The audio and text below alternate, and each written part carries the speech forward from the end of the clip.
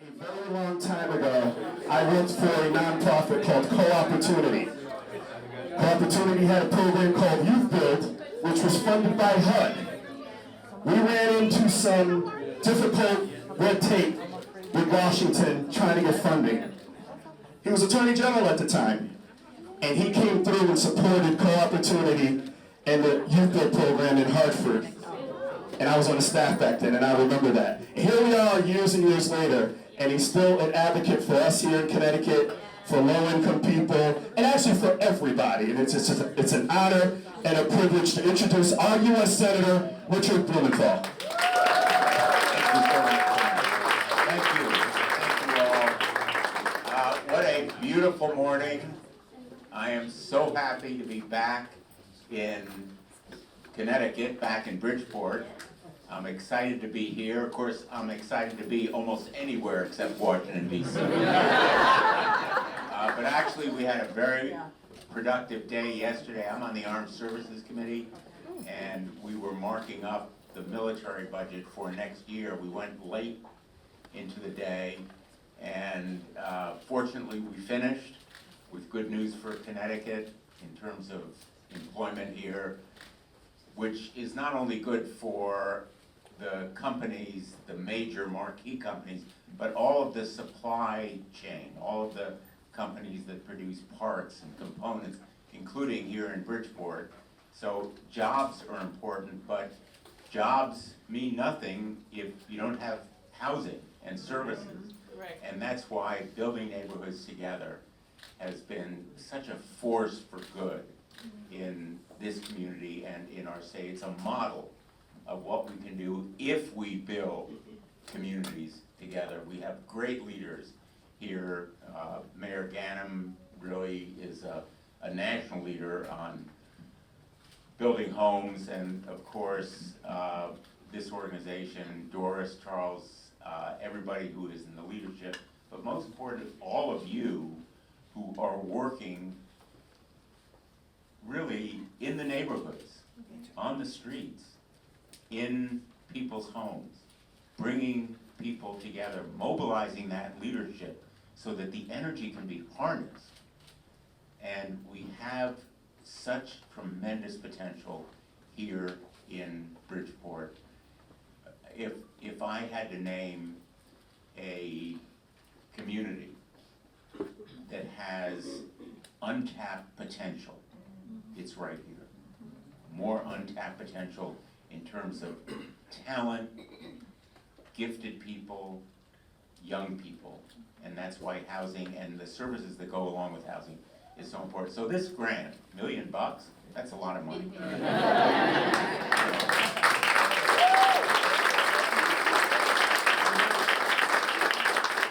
It's a lot of money, and I want to thank the Citi Foundation for its generosity and its foresight.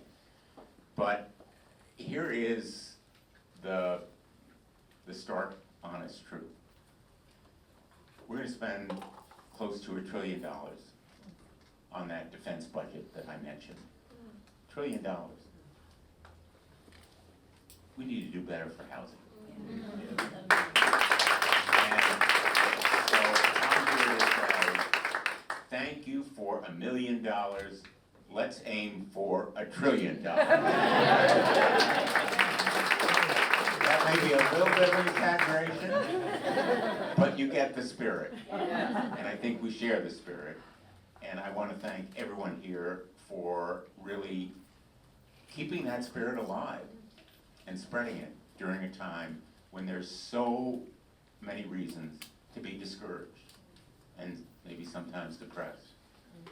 And your being here, seeing your faces, hearing your voices gives me the inspiration. Keep fighting. Keep fighting, always keep fighting for more housing, more services, doing right by people who are moderate income, who need some help, not a handout, just a little bit of help. And thank you all for the great job you're doing. Thank you to Citi Foundation, thanks to BNT. Let's keep going, thank you.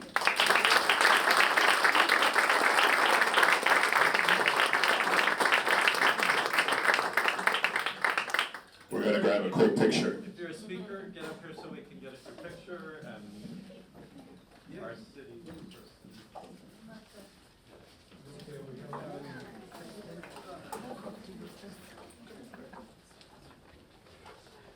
You're gonna come over here. I'm getting all the phones in my shot.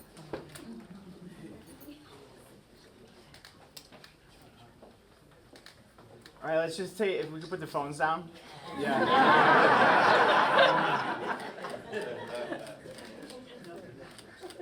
Thank you. We always thank the Senator for coming out. We appreciate him coming to these big events. I now would like to introduce our President and CEO and a very, very good friend and old friend of mine, Doris Latore.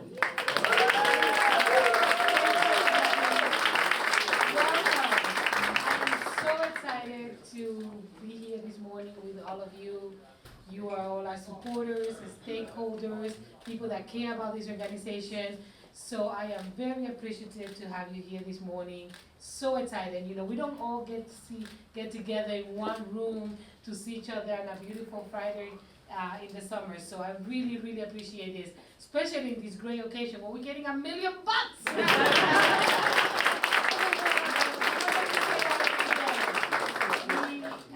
You know, we work very hard, as you can imagine, to get, and we appreciate every penny that we get. So just remember that for all of our supporters, for all of our funders that are here, we love getting $1 million, but that $5,000 grant makes a huge difference. So don't forget that. We are very appreciative of everything that you guys do for us. So I wanted to introduce to you the mayor of this great city of ours that I call home, Bridgeport. As you know, this is an integral part of who we are and who I am as a person, as you know, raised in this wonderful city. So, Mayor Joe Gallum.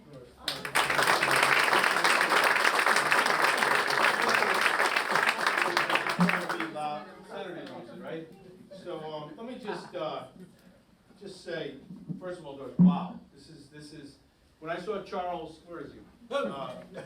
Last week I was on my way to the Senator's runner. I was on my back to the way to the Black Rock road race, and he stopped me in mid-stride. He said, "Don't forget Friday morning." He went like this. I pulled out my calendar, and I said, "Oh, I'm going to be there," because it was on there. But I didn't, you know, at that point, I hadn't familiarized myself, as we often do ahead of time, with the depth and the breadth of what was going to be kind of announced here today. The depth and breadth of the people and organizations that are here that represent, in so many ways, the best of what the Senator mentioned, meeting the challenges and the needs of providing housing. A job, critically important, and Senator, we constantly thank you for your leadership and hard work in Washington on jobs and on housing and so many. But today about housing with BNT and with the other organizations that are here, to see the kind of, I'll call it a collaboration of efforts with a focus on trying to, in many ways, I like to define it as the American dream. The fulfillment of the American dream is certainly a job, a good job you can earn with dignity and pride, but then to be able to, if you can, to make sure you have a decent home and roof over your head for yourself and your family, to raise your children in good schools and a good community in a neighborhood that you call home. That's how we like to see Bridgeport. That's our vision for Bridgeport. We're all helping to live that, to make it a reality, and continue to improve on it every day. Citi Foundation, wonderful job. Wow, $1 million is a big deal.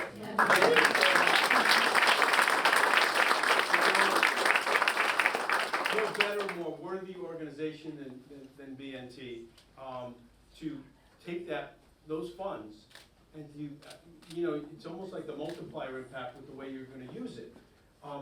Putting it in focus in one way, in partnership with our Board of Education, which you're announcing this morning, or you already did, to ensure financial literacy for young people, for the next generation.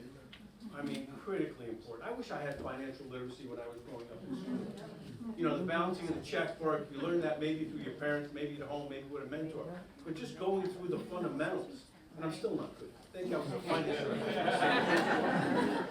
But you know, I mean, it really is. And then even we talked about, I call it adult financial literacy, and you know, you'll define it better with the partnerships that you'll be able to create. But those elements of infrastructure to support the bricks and mortar that are so important. I know our banking commissioner's here.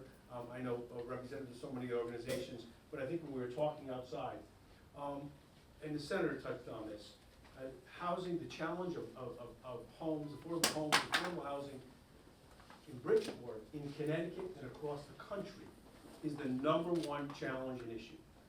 And you know the senator said it jokingly, and I think appropriately so, that he'd rather be almost anywhere than Washington, right? My last trip to Washington was with almost 50 mayors. We were a task force led by the mayor of Los Angeles on homelessness and on the need for housing and affordable housing. And as we went from congressional office to congressional office and met with the White House and so on, it was not 201 that this is now the #1 national issue. Where it was maybe contained in the coastal states or big cities in certain areas, across the board, from the heartland, everywhere, everyone agreed this is where the challenge is. And then when you bring it home a little bit to Connecticut, we know we have the need here. And we know there's challenges with different communities and the abilities or inabilities, the willingness, the unwillingness. But putting that aside, I want to stand here as mayor of Bridgeport, our largest city by population, and say that we've committed ourselves to a plan. Bill Coleman's here. He helped draft it and will help execute it. Commit to, between now and the year 2030, to build, create, or support 6,000 new units of housing, and hopefully a large component of those are affordable housing, affordable homes for new or for existing Bridgeport residents.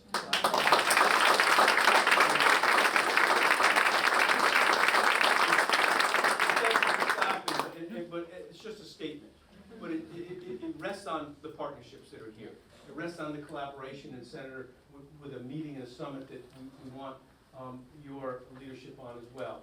And we'll have the nonprofits and organizations around the table, and Bill Coleman's going to be helping pulling it together.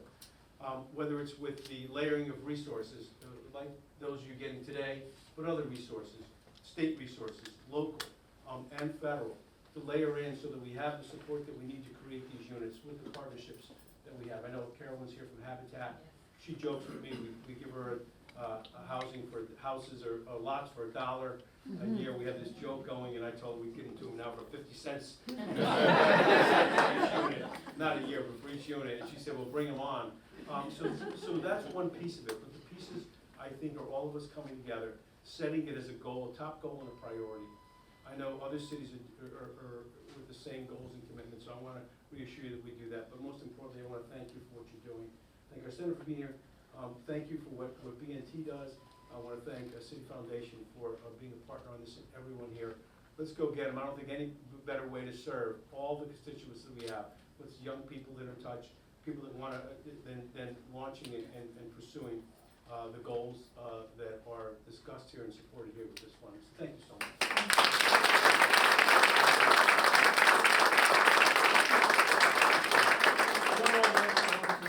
Scott Burns from the City Council here. I know he's very supportive. Thank you, Mayor. Thank you so much, everybody. So now we are moving forward with the program, and of course I gotta say, everybody that knows me, that's being on Zoom with me, know that Doris wears 2 glasses. It's a joke around here.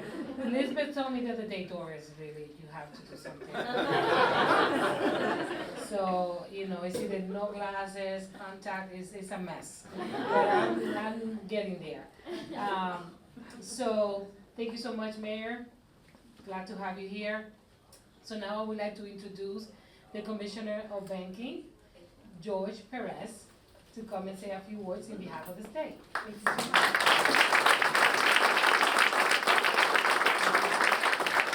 Good morning, everybody.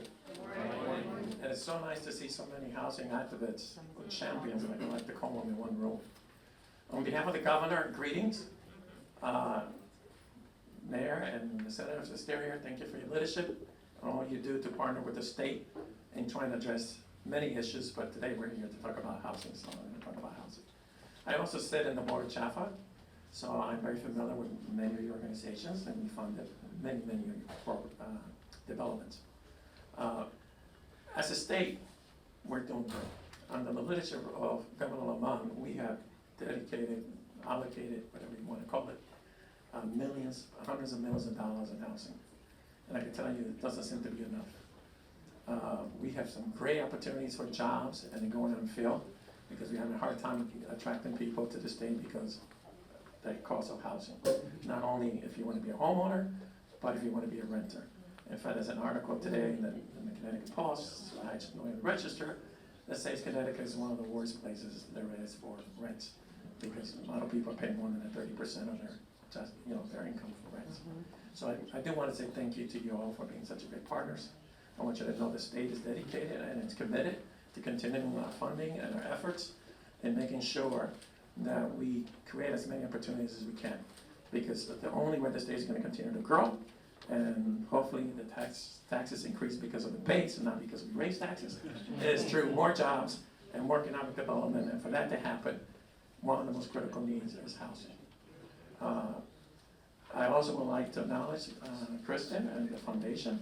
It is nice to see when a bank, or any entity for that matter, not only talks and says a lot of nice things and says all the right things, but it's even better when they back it up with their efforts and money. So thank you, and I wish you all good luck, and I look forward to continuing to work with B&T and your future endeavors, including trying to become the CDFI. So, good luck.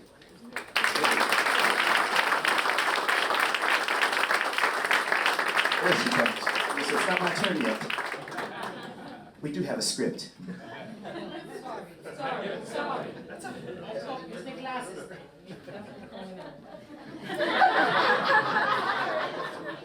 I'm telling you, after this was gonna 10 years, I told you to do something.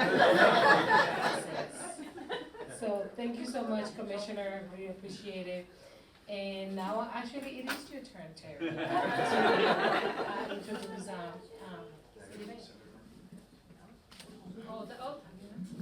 I know I read the script. somebody knows what's going on. And as those of you who saw me in the gala last year know that it's not always me.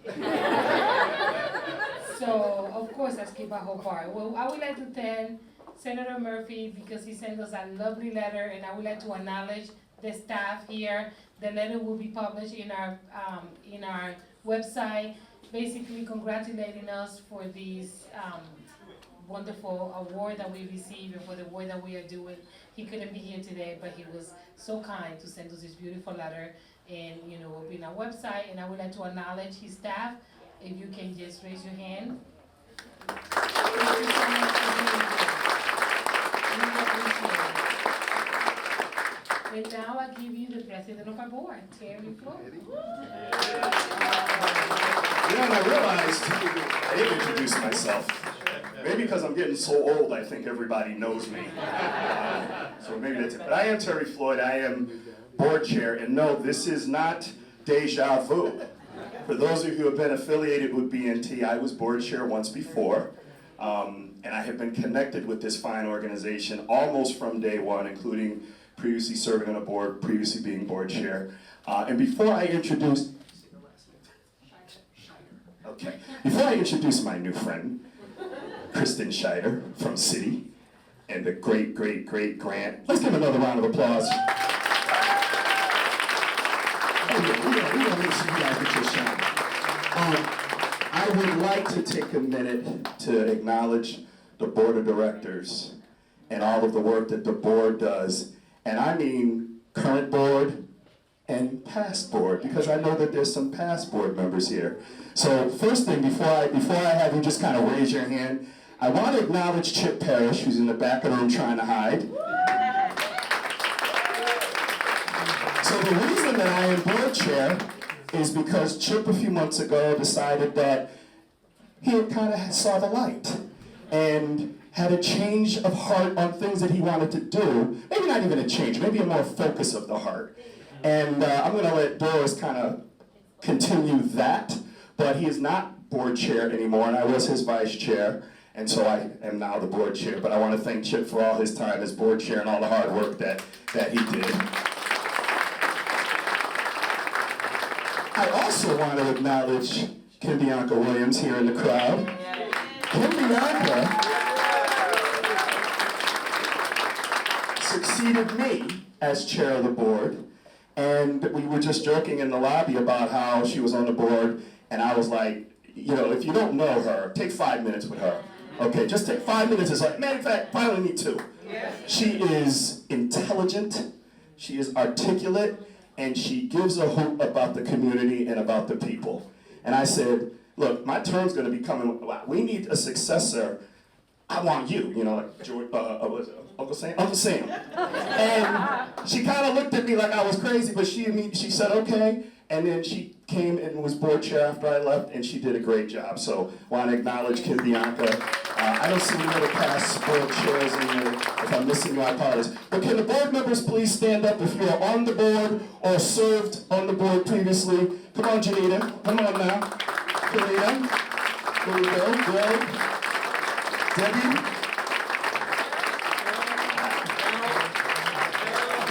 Oh, there she is. I'm looking. Carol Howard. Okay, did I miss anybody? I want to thank the board for what you've done. I'm sorry. Debbie over there hiding. She said hi when she walked in, and then she go hide. Hello, Debbie. Where's Kevin? Oh, there's Kevin, and there's Dave. Hey, sorry guys, my bad. We got all the board members here today. All right. Thank you, board members. Guess what? It's about to get really good. Okay, what we've done in the past, helping this fine young lady and their staff, we're about to amp it up. And Doris is going to have a lot to say about that. And I have a few more things I'm going to say about Doris and the staff in a minute. But now it's time to really bring on the guest of honor. Now, some of you know what I do for a living. I'm in the same space. I do a little bit of philanthropy. So I have a sense of what this really means, not only externally, but internally. And for Citi to come through with $1 million, like, it sounds like a lot of money because it is a lot of money, right? That's a lot of money. And she said 5,000. You know, they keep coming with the $5,000 grants. But I'm gonna say, as a fellow philanthropic person, we all got to step up. Okay, they set the bar nice and high, and there's room for all of us to come through and do what they've done. But today it's about Citi and the great job that they're doing in the partnership and the great work that they're going to support moving forward. I'm excited. I'm thrilled to introduce Kristen Shader. Good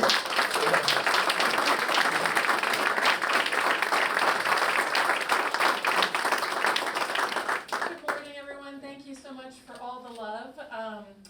This is a really exciting moment for us. We've been leading a program that we call Community Progress Makers for about 7 or 8 years now. And it's really about identifying high potential organizations. And I sort of like to colloquially say organizations that hit above their weight. And so we put out a national RFP. We received well over 1,000 applications, and BNT really shined. So I am new to Bridgeport, have not previously worked here, and have gotten to know the organization pretty well through this process.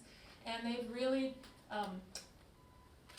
shown us that they have the potential to really lead in Bridgeport going forward. You know, so many organizations were stretched to their limit during COVID, and you really saw certain organizations rise to the moment and deliver in new ways, bring new products to the marketplace, and really become community anchors. And that was the potential that we saw in BNT as they went through this really competitive process. So we are awarding $50 million to 50 organizations around the country. BNT is the only one in Connecticut.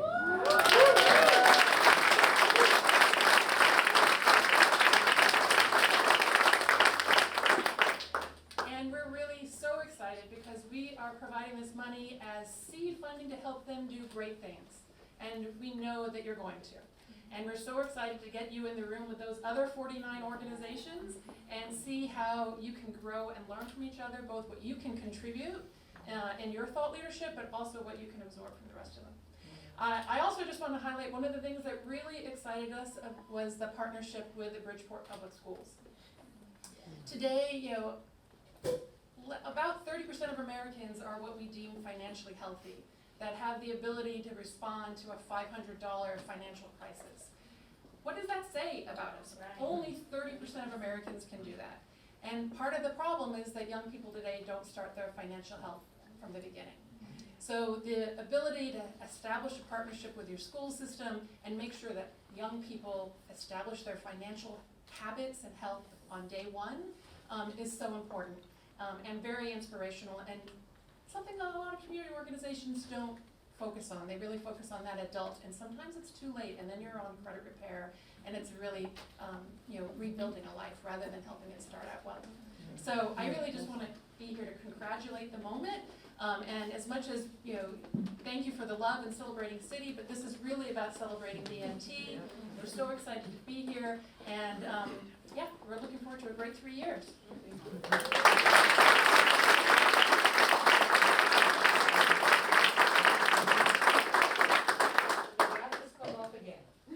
Thank you so much, Kristen. We, as you can see, we're very appreciative about all the work and support that you have done for us, and I'm really looking forward to working with the other agencies that are in the cohort. We had the opportunity to meet some of them this past week in a Zoom call, and I am already in awe with the amazing work that these agencies are doing. So I can't wait to get to know them better and to spend some time and see what kind of collaborations we can do to increase the impact that this grant has for all of us. So thank you very much. So I would like to talk about my strategic plan now, but before I do that, we talk a lot about BMT and about, the work that we're doing, but to be honest with you, and anybody that knows me knows that I say this all the time, I cannot do this by myself. I need my staff to do this. We are passing out mimosas right now because we want to do a toast. I know people are laughing because mimosas, we have mimosas and Prosecco. So while I do this, the mimosas are going around. So I'm going to acknowledge my staff while we do this. So I would like to acknowledge, I'm just going to mention each one of them because I think it's important that you know who is helping me making this happen. So Charlie, I think everybody knows Charlie. He's the one that called you 1,000,000 times to make sure you were here today. So Beverly Hoppy, who is the most senior person in this organization. The wonderful Elizabeth de Fabio.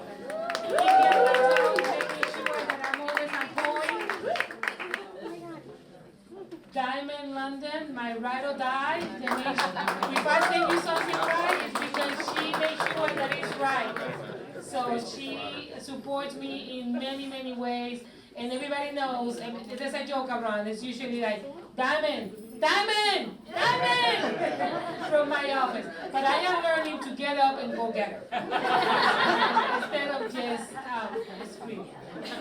So, we have Carol.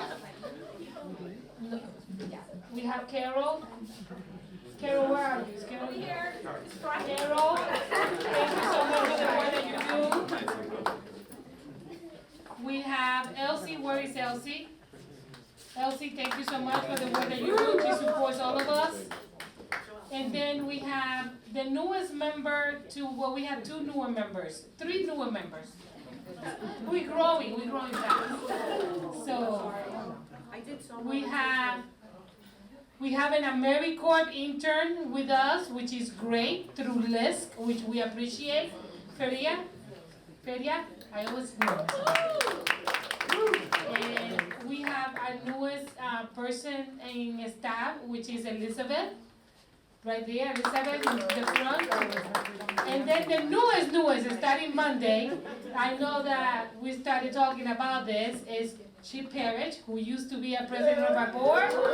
And now he likes us so much, that he was not content with just talking to me every week and being part of a monthly meeting. He decided that he wanted to be part of the work that we do every day So he is going to be a new manager of real estate development starting this Monday. So we are very excited about that. And with that, can we, so, Terry, I'm gonna call you to do the toast, because I think that you are an expert at this kind of stuff. Okay. So I toast to Citibank for Citi and Citibank for the boys that. Citi, right. Citi Foundation. I'll make sure we get it right. Bankers gotta stick together. All right. All right, raise your glass. This is in sincere thanks to honor the Citi Foundation and their investment in B&T and in the city of Bridgeport, and a promise to the great work that everyone in this room is going to do in the future. Cheers. Cheers. Oh, that's pretty good.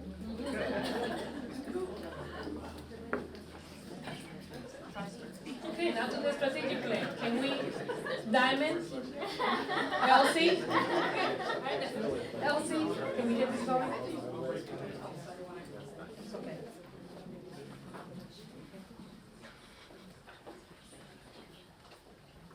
So I start talking about it, and so then the last year we decided to do a strategic plan, and it came right, you know, you just never couldn't time it any better.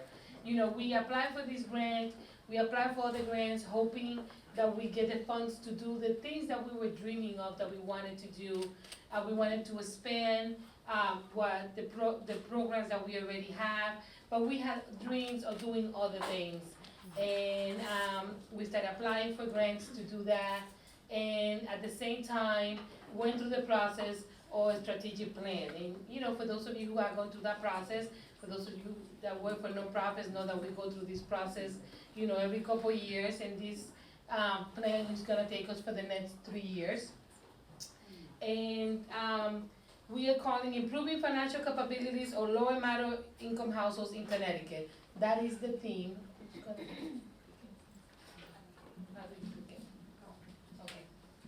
Okay. So that is the title of our strategic plan. And they are, so let me just give you a little bit about the current state of B&T. As you know, I have been at the helm of the organization for the last 2.5 years. And right when I came in, the board made a decision to get out of the property management space and sell our big buildings. That was a big decision. And sort of refocus the mission of the organization. Not change the mission of the organization, but refocus. I mean, we'll continue to be about creating access to housing and to financial literacy for low and moderate income folks.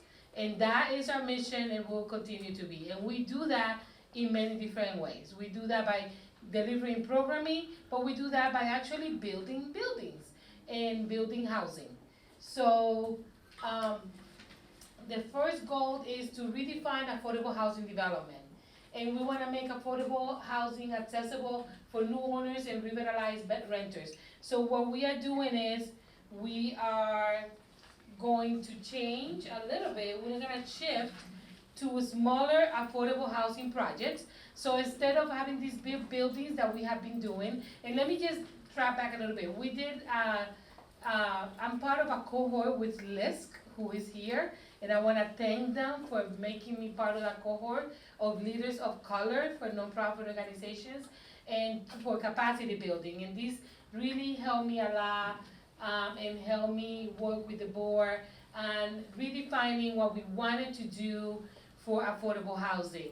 And they were graceful enough to give us a grant to fund a feasibility study about doing multifamily homes, home ownership in Bridgeport, and we just put that out there. So we have a couple feasibility studies that came back, and Chip, as part of his new position, is working on that. It's one of the first things that he's gonna work on.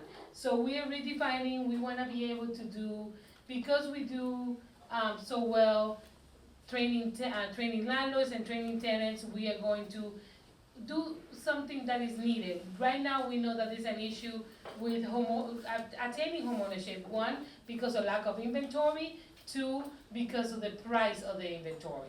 And what we like to do is to combat those two by one, creating the inventory and creating it at an affordable price where people can be able to go in and then have apartments available in those properties where folks can also be able to enter into an affordable way. So that's what we are doing. We are gonna also be, we're gonna continue to match so not graduates, but the participants of our programs to make sure that they can get into these houses. And we wanna continue to be advocates of affordable housing, because it's so needed. What the mayor say, what the senators say about housing needing attention, about housing being so important. Housing is the core of what we do, and we wanna continue to do that. We want to be the agency that you think of when you think of creating affordable housing, affordable homeownership for folks in the greater Bridgeport area. And like I say, in order to do that, to accomplish that, we've been working in the last 6 months into this plan, and we hired Chip, who starts on Monday. Well, who starts technically today, he's wearing the staff badge. So, goal number 2. So, create youth financial literacy program. So this is very exciting. We have been in the adult space for a long time, but we have for a while said that we really want to make sure that we start early, right? Because we see when people come in that they have already created habits that, are really detrimental for their financial health.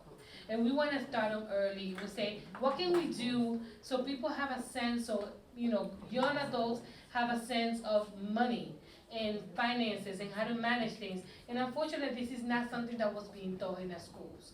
But now there's a mandate in the state of Connecticut that the class of 2027, correct me if I'm wrong, right, starting the class of 2027, needs to be, have to have classes before they graduate, have to have financial literacy classes. We saw that as an opportunity because this is a space that we know very well. So we made a phone call. Charlie up there made that phone call to the Board of Education, and and we had a lot of Charlie and I have had a lot of meetings, a lot of conversations talking about this, going back and forth, trying to figure out. The leadership is being tremendously involved in making this happen. We have these very lively conversations about how we want to make this happen, and we were able to enter into a partnership with the Board of Education, some of which the members are here today, and I would like to thank you, Jennifer Murchison and Tito Planas, who have been spearheading, and then we have others here, and we're so glad that you're here today to celebrate with us the fact that we're gonna have youth financial literacy. We are going to be in many capacities. We're going to be in the classrooms, we're going to be helping the teachers, we are going to be really delivering out there with the curriculum with the idea that not only are we gonna touch these young lives, but we're gonna touch their families. It's gonna be a holistic approach because they're gonna go home and tell them, guess what, Mom, guess what, Dad, guess what, Grandma, today we had this class, and did you know this, and did you know that, and do you know that you can become a homeowner, and there is a way to do that, and do you know that there's a down payment assistance program in the city of Bridgeport, and then they will be interested, and we'll open our doors, we'll be here waiting for them, we'll have the capacity to take care of them, so we want to take care of the whole family, and really help with building generational wealth, and we believe that that's the way to start, to change and change the narrative. So thank you very much to the Board of Education for being here today. Goal number 3. So expand financial education and counseling. So as you know, that's our bread and butter. That's what we do. So you say, what are you gonna do new? So we actually are changing our focus a little bit. Home ownership is still our bread and butter. But we are changing our focus a little bit and emphasizing financial coaching for all.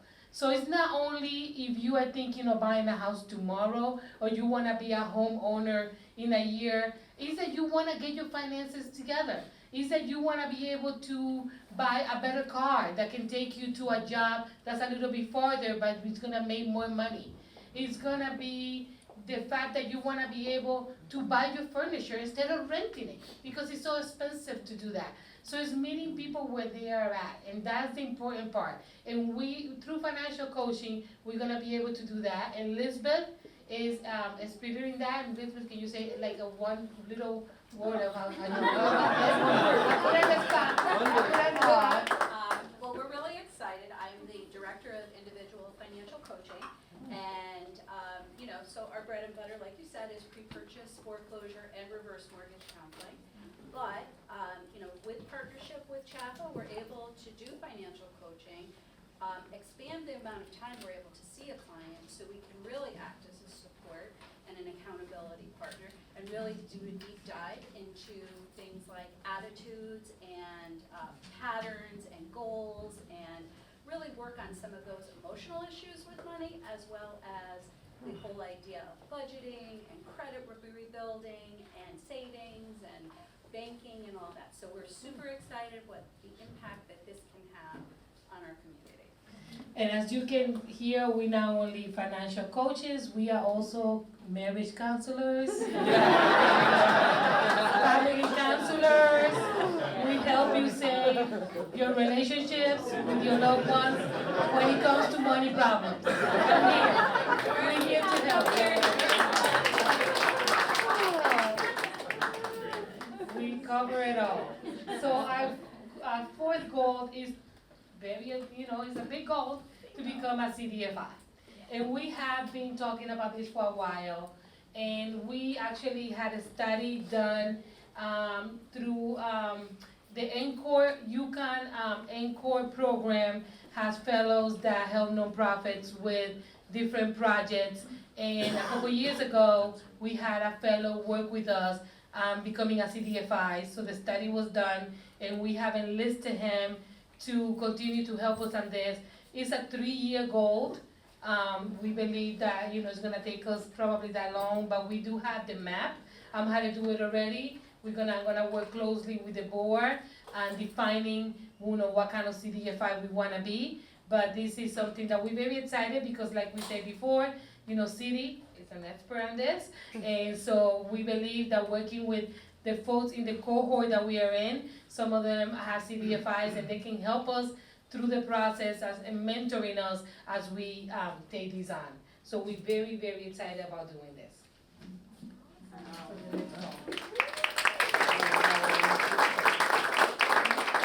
So partnership with large employers, social service agencies, and community partners. What does that mean? So we want to provide financial literacy as an employee benefit.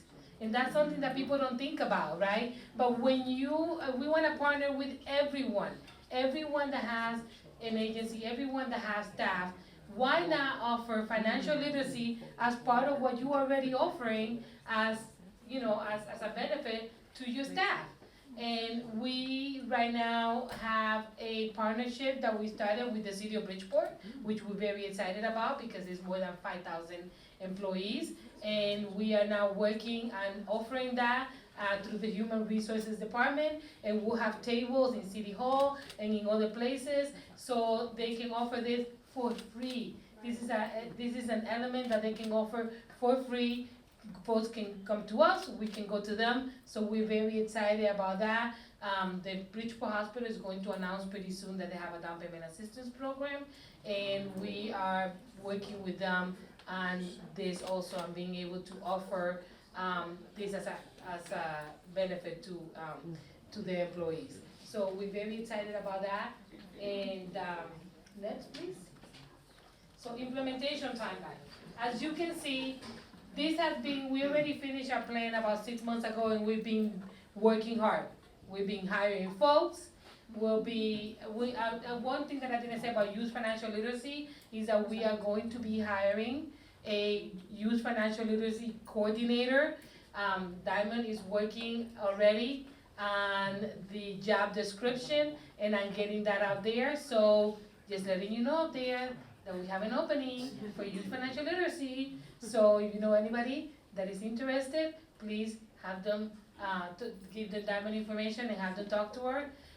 We wanna be able to expand, so we hire Chip, like I said. We also spending through taking advantage of, organizations like this that have AmeriCorps. We also apply for a fellowship through NCRC that we are hoping to get in here to work on development. So we are very excited about all of the work that we already have been doing. So after we put this program together, after the strategic plan, we just didn't sit there. We really started working before we unveiled it, so we had news to tell you when we got together. So, partnership and collaborations. We cannot do this alone. And this is a testament of not being able to do this alone. And all of these things that we have now in place are possible because of the funding and the partnerships that we have with you. And this $1 million from Citibank have made this a reality, right? These were all dreams, 6 months ago. Some of the stuff was doable, some of the stuff, was gonna need really a real push financially to be able to do it. We are happy to say now that we have the funds and the partnership and the support to be able to do so. So we're very, very excited and very grateful about that. So, commitment to improving financial well-being, call of action, please join us into making stronger neighborhoods. We wanna thank you. Go to the next one, please. We wanna thank you for, being our supporters, and I'm gonna open it to see if anybody has any questions. Or was I so clear?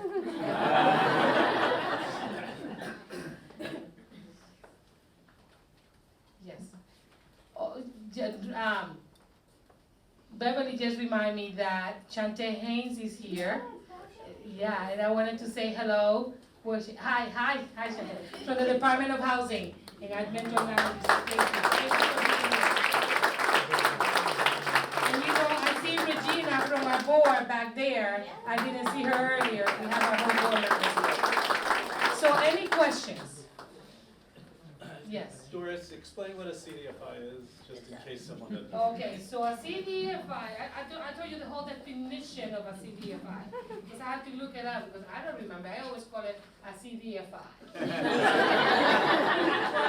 it's a CDFI, that's what I like to call it. Yes, there you go, Community Development Financial Institution. So, you beat me to it. No problem. So, yes, so, part of what we're planning to do probably with it is really, it's different than the other CDFIs in the room. We cannot compete with those CDFIs. We need their money. We need the CDFI money. Like, C4C is here. We need their money. Leviticus, we need their money to be able to do what we do. But we want to be able to, meet the need of helping folks stay in place. So if somebody, needs to do the windows or the roof, or be able to stay in their house but it's in bad shape, or they have a 2 or 3 family house and can't rent it because, their apartment is not up to code, we want to be able to lend folks affordable money to do that. So it's a small loans, but really to make a difference in a family to be able to stay put. A senior citizen that want to stay in place but have issues, with the property. That's the kind of work that we want to be able to do. And we'll redefine that more. We'll work on that. We'll work on that with the board and really come up with more ideas. But, in the meanwhile, it's sort of becoming a CDFI, so we know what kind of work we want to do. Any other questions? No? Great. Okay, so next, please. So thank you so much. And I want to invite everybody to 2 events next week. Believe it or not, we have another event next week. Homeward Bound is next week, and Homeward Bound is a signature homeownership month event that we do at 2 roads, because we like to feed people alcohol. It doesn't matter if it's 9 o'clock in the morning. It doesn't matter. At 2 roads, we're going to have beer, wine, and pizza. And it's all on us. So take advantage. Come in, send everybody. We want folks out there that want to buy a house that are thinking of becoming homeowners to be there, so please make sure that you come and see us. Have a slice of pizza, have a beer, have two. And we have our annual benefit. It seems to be far away, but it isn't that far away. Our BNT annual benefit is coming Thursday, November 7th. Charlie back there is going to be sending, I think you are already sending the stuff, aren't you? Yeah, he's already out there poking people about the event, about becoming a sponsor, and we hope to see you all there again with a little bit more alcohol and a little bit more food to celebrate us a little bit more. So thank you, everybody. I'm gonna give it to Terry so he can close the program. Thank you so much. It should be I was gonna say that, I was just about to say. June 20th. And that'll be a full call. Guys, it's next Thursday. June 20th. And no, we are not alcoholics, not at all. You just had orange juice today, right? There's no alcohol in that, it's just orange juice. At least that's what you tell the office when you go back. Listen, first of all, Doris. Right? Right, can we?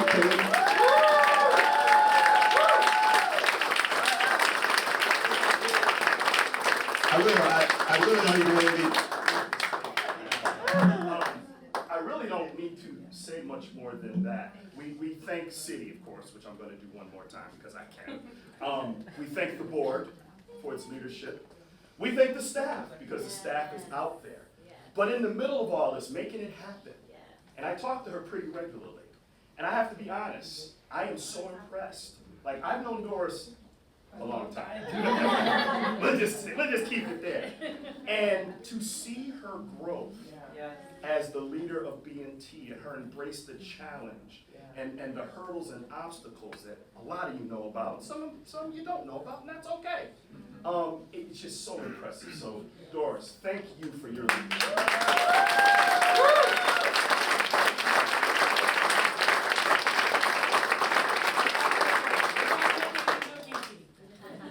I want to thank the staff one more time because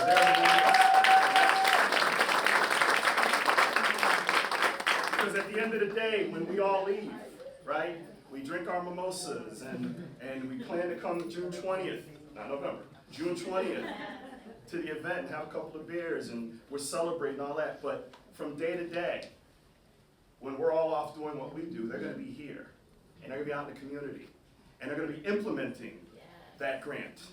And they're going to be out there making it happen. So tomorrow when you get up, okay, maybe not tomorrow. We'll let you have tomorrow off. We'll let you have Sunday off. But Monday, they're back at it. And so let's acknowledge the staff one more time.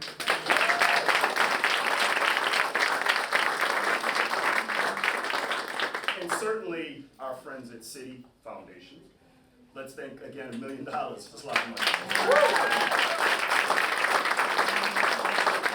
And my final comments, and then I'll let you guys go, network and whatever, is thank all of you. Because without partnerships and collaborations, nothing is possible. So thank you all for coming. Have a great rest of your day and a great week.